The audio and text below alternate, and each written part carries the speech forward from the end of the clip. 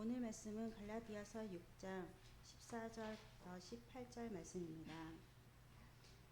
그러나 내게는 우리 주 예수 그리스도의 십자가 외에 결코 자랑할 것이 없으니 그리스도 말미암아 세상이 나를 대하여 십자가에 못 박히고 내가 또한 세상을 대하여 그러하니라. 할례나 무할례가 아무것도 아니로되 오직 새로 지으심을 받는 것만이 중요하니라. 무릇 이 규례를 행하는 자에게와 하나님의 이스라엘에게 평강과 긍휼이 있을지어다. 이후로는 누구든지 나를 괴롭게 하지 말라. 내가 내 몸에 예수의 흔적을 지니고 있노라. 형제들아, 우리 주 예수 그리스도의 은혜가 너희 심령에 있을지어다. 아멘. 이병우 목사님께서 십자가를 껴안고 문화의 사슬을 넘어라라는 제목으로 하나님의 말씀을 전하시겠습니다.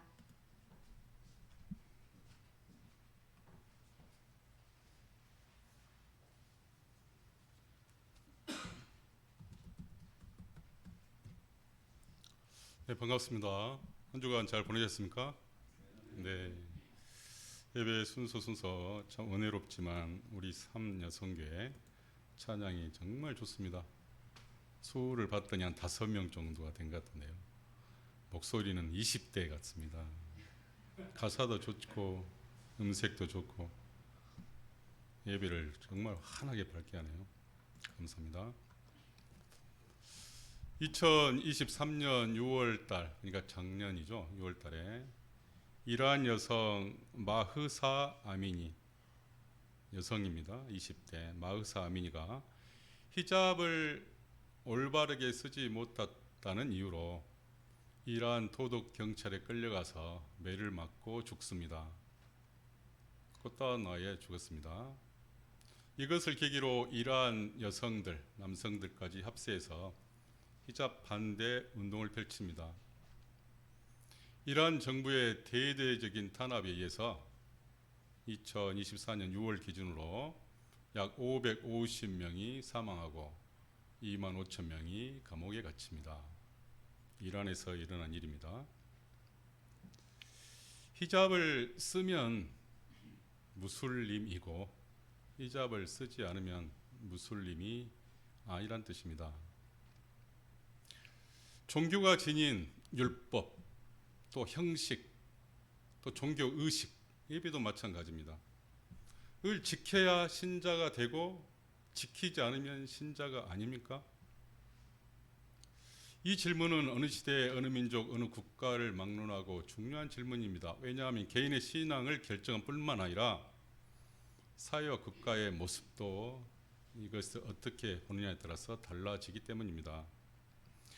오늘 우리가 읽은 성경 본문은 이 질문에 대해 회피하지 않고 정면으로 다룹니다. 그리고 우리에게 명쾌한 답을 해줍니다. 6장 15절입니다. 할례나 무할례나 아무것도 아니로되 오직 새로 지으심을 받은 것만이 중요하다. 할례나 무할례, 종교적인 율법, 형식, 종교 의식이 아무것도 아니라는 뜻입니다. 오직 기독교 신앙에서 중요한 것은 새로 지으심을 받은 것만이 중요하다고 합니다. 성경에서 그렇게 말하고 있지 않습니까? 할례는 유대교를 믿는 유대교인이나 예수님을 믿는 당시 유대인 기독교들에게서나 무슬림이 쓰는 히잡과 같은 의미가 있습니다. 그들은 할례를 받으면 신자이고 할례를 받지 않으면 신자가 아니라는 믿음을 가지고 있었습니다. 구약의 율법을 지켜야만 신자가 되고 지키지 않으면 신자가 아니라는 믿음을 가지고 있었다는 뜻입니다. 그래서 할례를 받지 않는 자들은 공동체 안에서 살아남을 수가 없고 특별히 구약의 율법을 부정하는 할례를 포함해서 자들은 자기 목숨을 걸고 죽이려고까지 했습니다. 그들은 종교적 형식과 종교적 의식과 종교적 율법이 그들의 신앙을 결정한다는 믿음을 지니고 있었습니다. 이 믿음에 대해 바울은 목숨을 걸고 단호하게 아니다 라고 지금 말하고 있는 겁니다. 할례를 받든 받지 않든 다른 말로 말하면 특정한 종교 형식을 지키든 지키지 않든 그것은 우리의 구원과 아무런 영향을 주지 않는다는 겁니다. 종교가 지닌 율법, 종교가 지닌 형식, 종교가 지닌 의식, 이것은 우리를 의롭게 하는데 전혀 영향을 미치지 않는다는 것입니다. 왜 그가 이런 말을 할까요? 바울은 자신의 두 가지 근거에서 이런 말을 자신 있게 합니다. 첫 번째는 자신의 개인적인 신앙적 체험, 두 번째는 성경. 이 두 가지를 들어서 갈라디아 1장 5절부터 5절까지 그렇게 말합니다. 바울은 다른 어떤 사람보다 율법에 대해서, 구약 성경에 대해서 너무나 잘 알고 율법을 철저히 지키려고 했습니다.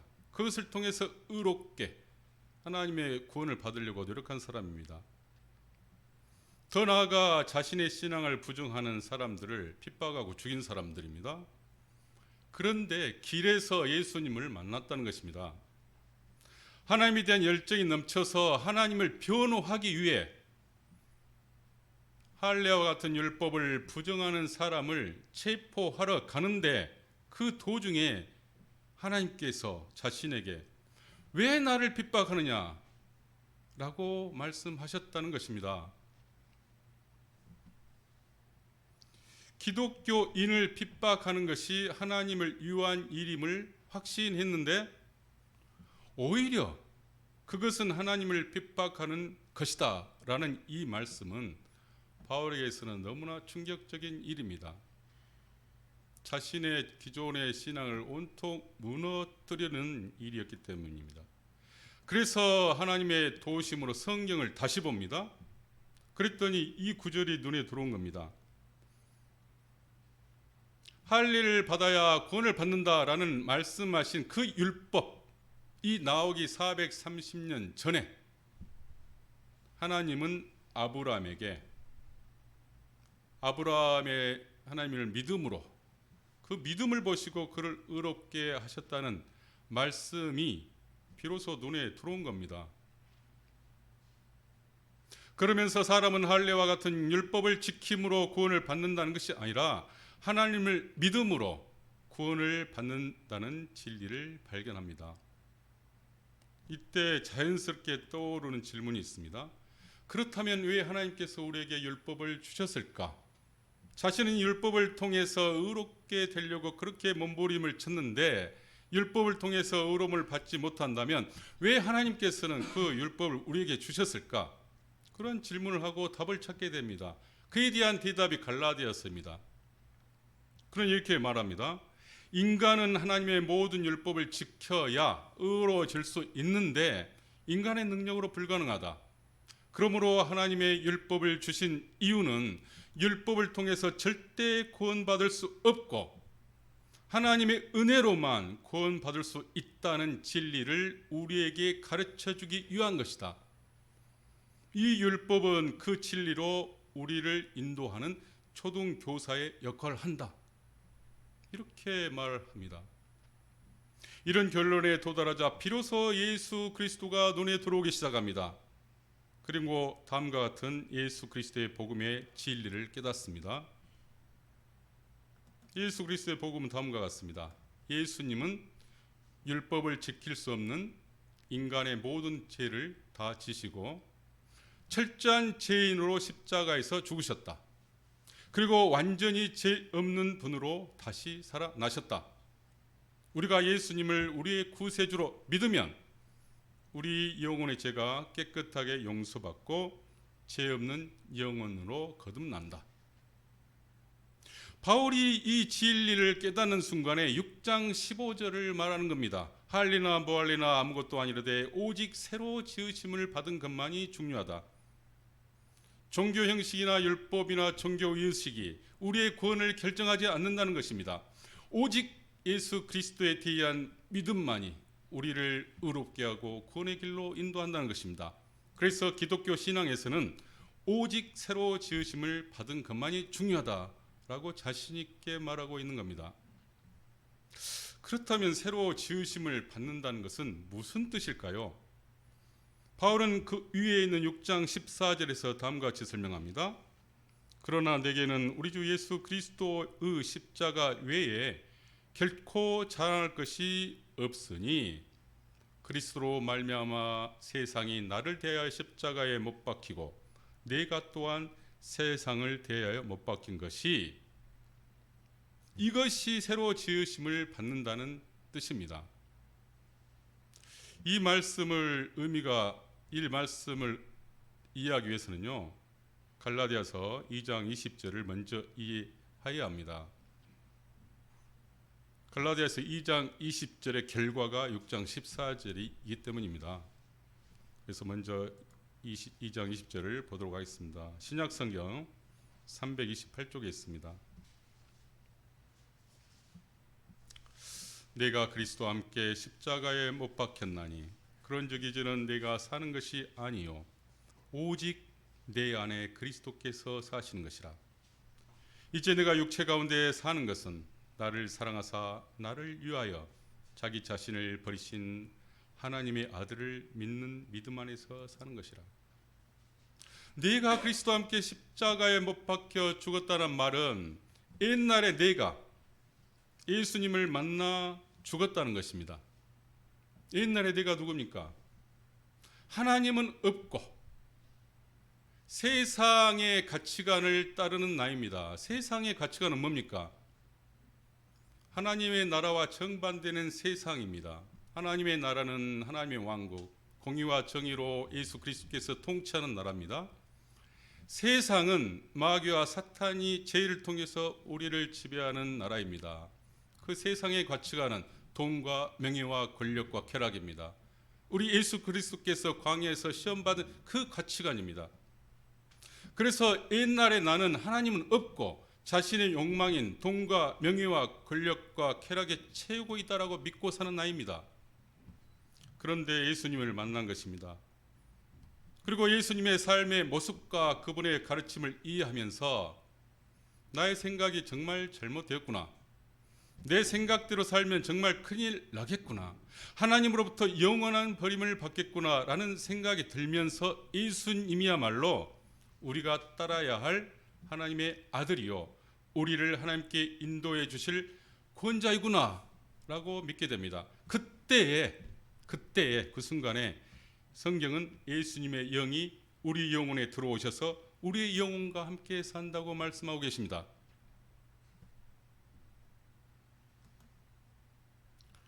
이것은 예수님께서도 말씀하신 표현입니다. 내가 문 밖에 서서 두드리노니 누구든지 내 음성을 듣고 문을 열면 내가 그에게로 들어가 그와 더불어 먹고 또 나와도 더불어 먹으리라. 이 말씀이 바로 그 말씀입니다. 바울의 신앙 또 신학에서 중요한 것이 그리스도 안에서입니다. 항상 그는 자신을 말할 때 그리스도 안에서 이렇게 말합니다. 영어로 in Christ. 그 말이 이 말입니다. 우리가 예수 그리스도를 영접하면 그 순간에 예수 그리스도의 영이 우리 안에 들어오고 우리 영이 그리스도의 영과 삽니다. 이것을 신학적 용어로 연합이라고 합니다. 하나가 되었다는 뜻입니다.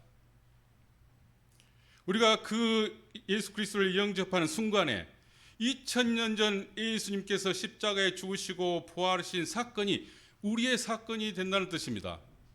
그 순간 하나님 없고 돈과 명예와 권력과 쾌락의 최고다라고 생각하는 우리 영혼이 예수님과 함께 십자가에 못 박혀 완전히 죽어버렸다는 뜻입니다. 이것이 내가 그리스도와 함께 십자가에 못 박혔다라는 의미입니다. 그런즉 이제는 내가 사는 것이 아니라는 뜻은 내 속에 그런 자아가 예수님의 십자가에 못 박혀서 완전히 사라져 없어졌다는 뜻입니다. 그리고 오직 내 안에 그리스도께서 사시는 것이란 뜻은 우리의 옛날 영혼이 그리스도와 함께 십자가에서 죽은 후에 예수님의 부활과 함께 새로운 영혼이 우리 안에 생기는데 그 영혼이 그리스도의 영과 함께 우리 안에 산다는 뜻입니다. 이 영혼은 옛날 자신의 욕망을 따르는 영혼과 다르게 예수님의 영인 성령의 인도함을 따라 살아가는 영입니다. 성령이 누구십니까? 그리스도의 영 아닙니까? 그리스도의 영이 뭡니까? 하나님의 아들 아닙니까? 하나님 자신입니다. 그래서 하나님의 뜻을 온전히 압니다. 우리 안에 성령이 있기 때문에 우리의 새로운 영은 그리스도의 영을 따라 살기 때문에 하나님의 뜻에 따라 새로운 삶을 산다는 뜻입니다. 그러니 우리의 새로운 영혼은 하나님의 뜻을 따르는 것을 최고로 여기는 새로운 영혼입니다. 그러므로 오직 내 안에 그리스도께서 사시는 것이란 뜻은 내 안에 새로운 영혼이 성령의 인도로 하나님의 뜻을 따라 산다는 뜻입니다. 마지막 갈라디아서 2장 20절 마지막 부분, 이제 내가 육체 가운데 사는 것은 나를 사랑하사 나를 위하여 자기 자신을 버리신 하나님의 아들을 믿는 믿음 안에서 사는 것이라. 라는 뜻은 이제는 내가 옛날과 같이 똑같은 육체를 입고 세상을 살아갑니다. 그런데 내 안의 영혼은 완전히 바뀐 영혼으로 살아갑니다. 옛날 옛차 안에 십자가에서 완전히 못 박혀 죽으시고 그리스도 영과 더불어 하나님의 뜻을 따라가는 새 자아가 내 속에서 살아간다는 뜻입니다.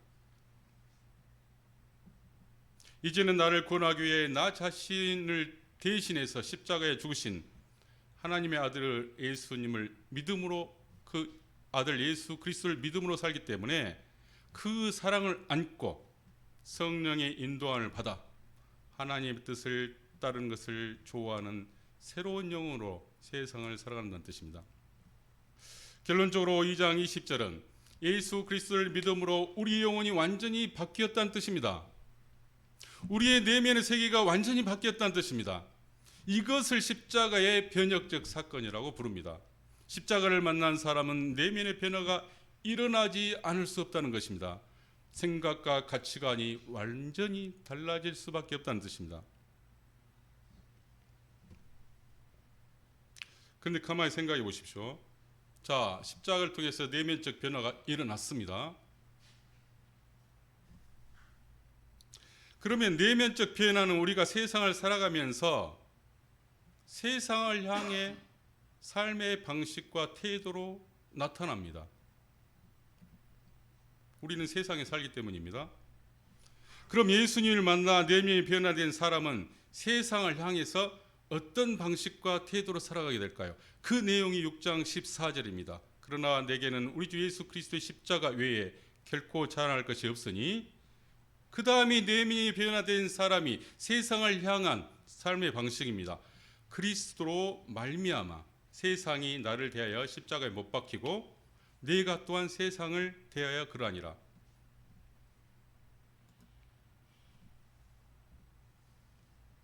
예수님을 만나 내면이 완전히 변화됐습니다. 그러니 자신의 뜻대로 살고자 해라. 세상 우리에게 요구합니다. 그 세상이 십자가에서 완전히 못 박혔다는 뜻입니다. 그러니 세상의 가치관이 내게 전혀 영향력을 미치지 못한다는 뜻입니다. 오직 예수 그리스도의 십자가만이 내 유일한 자랑인데 세상이 주는 그 가치관이 내게 전혀 영향을 미치지 못했다. 이 뜻이 세상이 나를 대하여 십자가에 못 박혔다라는 뜻입니다. 그 뒷부분, 내가 세상에 대하여도 그러하니라. 나 옛자는 완전히 죽었지 않습니까? 세상을 향한 욕망을 추구하는 방식, 그것이 십자가에서 못 박혔으니 내가 세상에 대해서 전혀 관심이 없다는 뜻입니다. 결론적으로 우리는 우리 영혼이 새롭게 되어 성령의 인도를 받아 하나님의 뜻을 살아가는 존재가 된 것입니다. 우리의 삶의 원동력은 나를 위해 자신의 독생자 예수님을 십자가에 죽으신 그 하나님의 사랑입니다. 그리고 성령의 인도로 우리는 살아갑니다. 우리를 인도하시는 성령의 인도는 하나님의 뜻인 하나님을 사랑하고 이웃을 사랑하는 것입니다. 마음속에 우리를 향한 하나님의 뜨거운 사랑을 가지고 하나님을 사랑하고 이웃을 사랑하는 것이 십자가를 만난 우리들이 세상을 대하는 삶의 방식이고 태도라는 것입니다. 바울은 이러한 내면적인 변화와 그 내면적인 변화에서 기인한 세상을 향한 삶의 방식과 자세, 이것이 6장 15절에서 말한 새로 지으심을 받은 것이라는 의미입니다. 그것을 우리에게 말해주고 있는 겁니다. 그래서 그는 자신 있게 할리나 뭐할리나 아무것도 아니다. 중요한 것은 오직 새로 지으심을 받아 내면이 십자가에서 완전히 변화되고 그 변화된 사람이 세상을 향한 삶의 자세와 방식이다. 그 방식은 무엇인가? 세상의 가치관이 내게 영향을 미치지 않고 나도 그에 관심이 없다. 오직 십자가만을 사랑한다. 하나님의 주신 방식, 세상을 하나님을 향해서 사랑하고 또 이웃을 향해 살아가는 방식, 그 방식만이 내면에 변화된 사람들이 취할 수 있는 방식이라는 뜻입니다. 구원을 이런 관점에서 바라보면요, 오직 예수님 이외에 할례와 같은 종교적인 율법, 의식, 구원, 이것이 우리에게 아무런 영향을 미치지 못합니다. 그리고 그러한 종교적인 율법과 의식들이 내면을 표현하는 하나의 행동 방식이 됩니다. 예를 들어서 우리가 지금 예배를 드리고 있지 않습니까? 이 자체가 예배를 드리면 우리가 구원을 받고 예배를 드리지 않으면 구원을 받지 않는다. 예배를 드리면 우리가 저주를 드리지 않으면 하나님으로부터 벌을 받는다. 드리면 하나님께 영광된다. 이러한 관점에서 벗어나게 된다는 겁니다.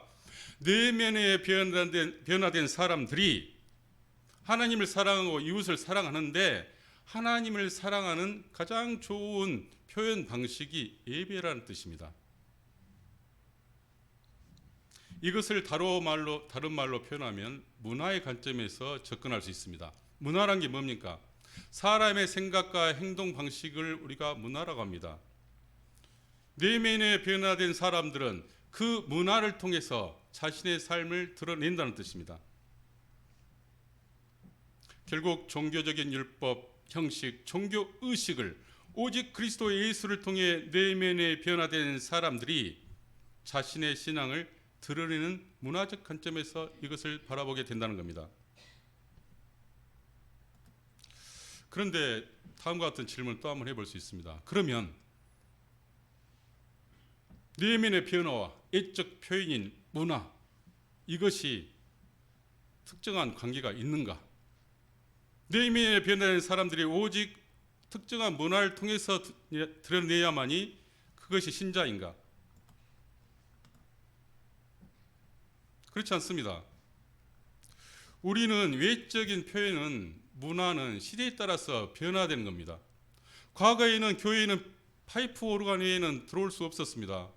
그런데 지금 피아노가 들어오고 드럼도 들어왔지 않습니까? 드럼은 사라졌네요. 그리고 그것을 하나의 종교 음악으로 하나님을 표현하는 방식으로 표현됩니다. 과거에는 가운을 입었습니다, 목사들이. 지금은 정장을 입지 않습니까? 지금 청바지 입고도 설교하는 목사들이 많습니다. 신앙의 외적 측면인 문화는 시대에 따라서 바꿔졌다는 뜻입니다. 이 점이 오늘날 그리스도인이 세상을 살아가는 데 중요한 의미를 지닙니다. 그리스도교의 신앙의 영적인 측면, 새로 지으심을 받았다는 것은 하나님을 섬기고 성령에 의해 인도되는 삶, 그것이 새로 지으심을 받은 것인데 이것은 시대를 따라서 변하지 않는 영원한 진리입니다. 그런데 그것이 표현하는 행동 방식이 변한다는 겁니다. 그 시대의 생각과 행동 양식들이 신앙 생활에 들어와서 이것이 외적 양식으로 표현되기 때문입니다.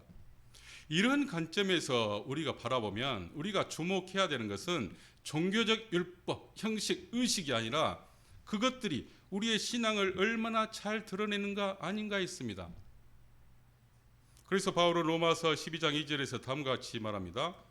너희는 이 세대를 본받지 말고 오직 마음을 새롭게 함으로 변화를 받아 하나님의 선하시고 기뻐하시고 온전한 뜻이 무엇인가를 분별하도록 하라. 문화를 분별하도록 하라는 뜻입니다. 기독교인은 우리는 세상의 문화에 살고 있습니다. 자신이 알고 있든 알지 못하든 우리는 세상의 문화라는 형식을 빌려서 우리의 내면의 신앙을 세상을 향해 표현하고 있습니다. 문화란 우리의 신앙과 세상이 접촉하고 상호작용하고 영향을 미치는 수단입니다. 그러니 우리는 문화에 대해 지대한 관심을 가지고 면밀히 관찰해야 합니다.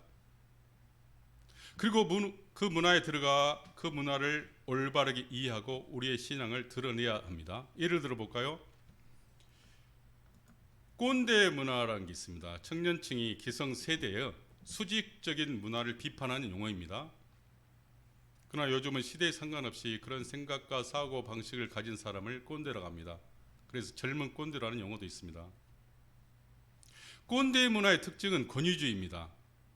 나이, 연령, 직위, 높고 낮음, 그 다음에 경력 등을 이유로 자신의 의견이나 방식을 절대적으로 옳다고 주장하고 다른 사람에게 그것을 따르도록 강요하는 사람입니다.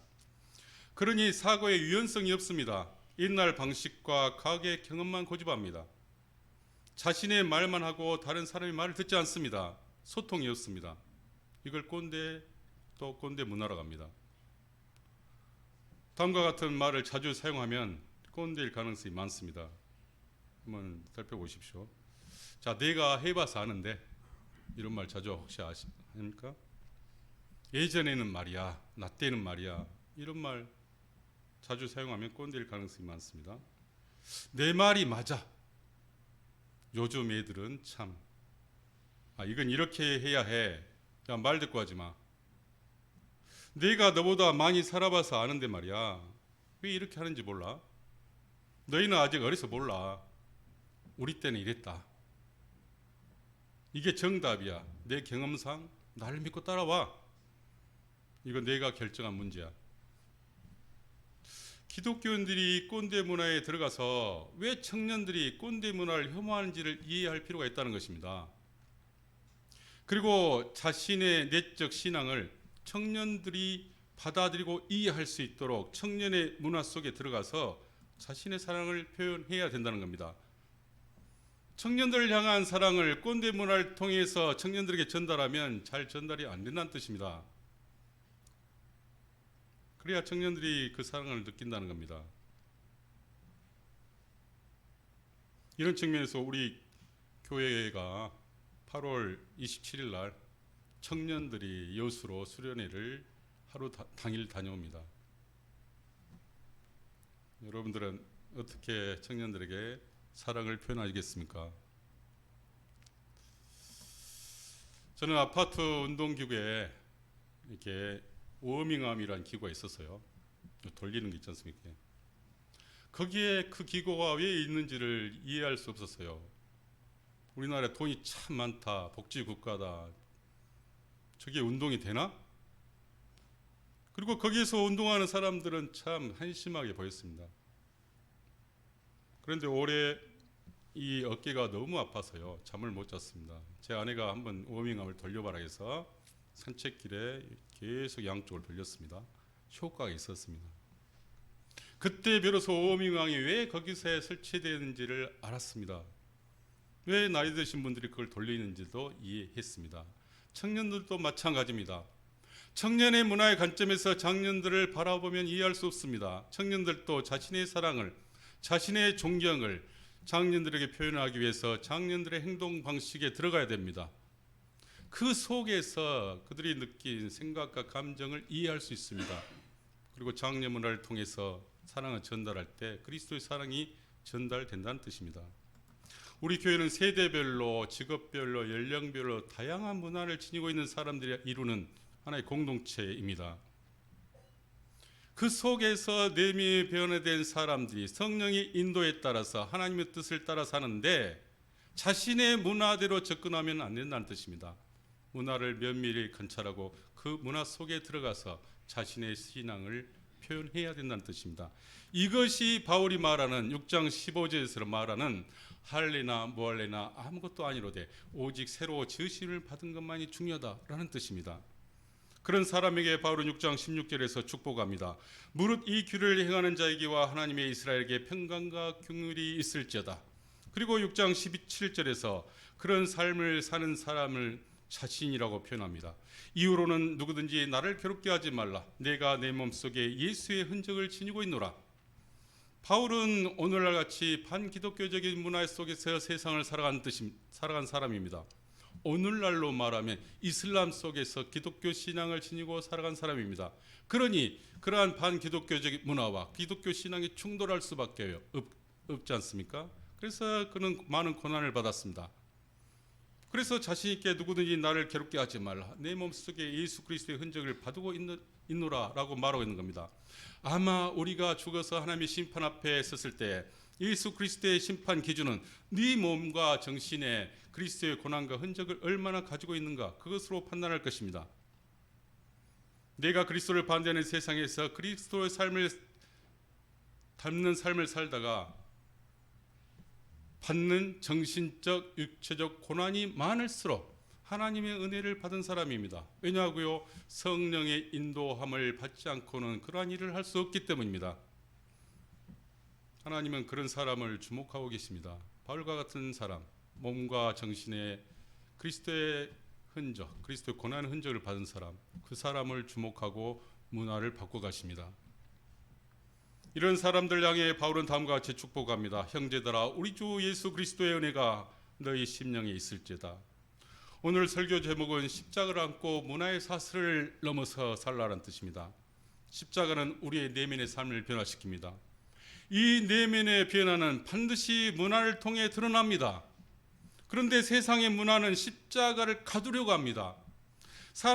세상 사람들의 행동 방식은 십자가 그들의 문화 속에서 신앙생활을 하라고 우리에게 강요합니다.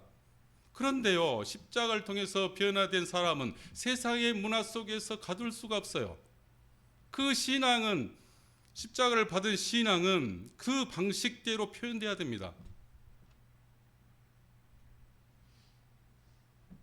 그래서 세상의 문화를 이해하고 그 문화를 통해서 자신의 신앙을 드러낼 뿐만 아니라 문화가 자신의 신앙을 가둔다면 그 문화를 단호히 거부하고 새로운 문화를 만들어 나가야 합니다. 그래서 십자가를 통해서 변화된 바울은 문화가 내면의 마음을 변화시킨다는 주장을 단호히 거부하고 있는 겁니다. 결코 그럴 수 없다.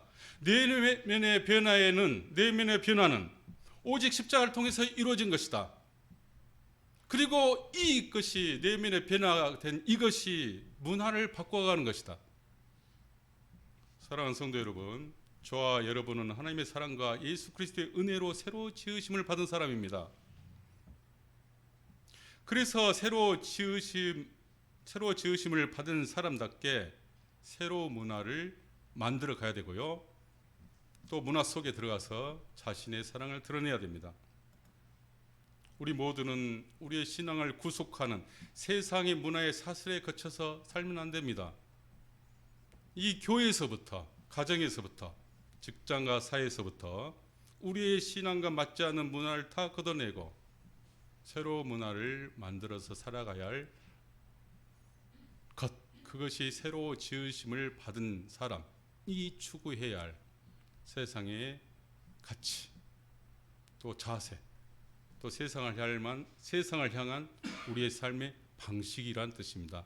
갈라디아서 오늘 본문은 그것을 우리에게 말해주고 있는 것입니다. 우리 모두 그러한 문화를 만들어가기를 소망합니다. 함께 기도하겠습니다. 요 하나님, 저희는 예수님의 은혜로 새로 지으심을 받은 사람입니다. 오직 하나님의 뜻을 따르는 것을 기뻐하는 새로운 영혼을 지닌 사람들입니다. 성령님의 인도에 따라 살며 하나님을 사랑하고 이웃을 사랑하는 새로운 문화를 만들어가며 그 문화를 통해서 우리의 신앙을 마음껏 드러내게 도와주옵소서. 예수님의 이름으로 기도드립니다. 아멘.